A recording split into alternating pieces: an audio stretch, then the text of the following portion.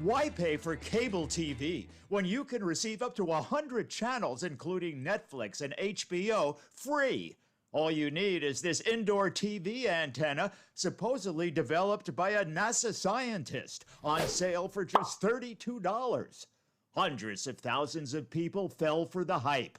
But according to the Federal Trade Commission, they were making false, unsubstantiated, exaggerated claims. The FTC recently filed a complaint against New York-based Wellco, Inc. and CEO George Moscone III, a Westchester County businessman. They sold the antennas and optional amplifiers under 4 different brand names. The FTC alleges some internet ads in English and Spanish targeted the elderly. Some were made to appear as news reports. Customer testimonials were fabricated. And the claims the antenna gets the same stations as cable TV, simply not true.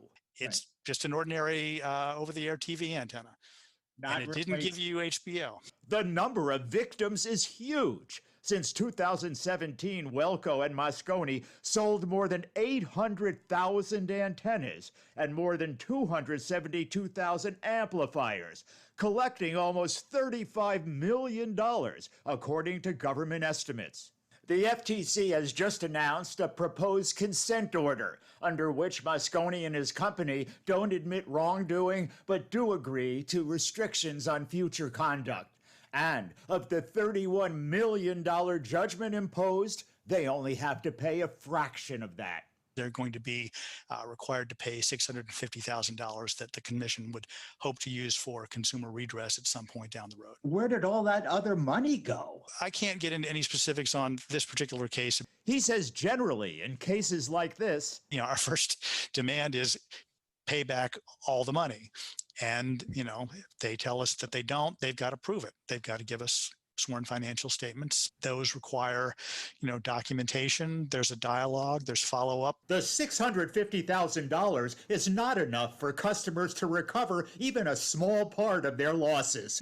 But they may look at the penalty and say this is a slap on the wrist. It has to be hundreds of thousands of people were scammed, and they only have to pay back $650,000, and promise not to do it again.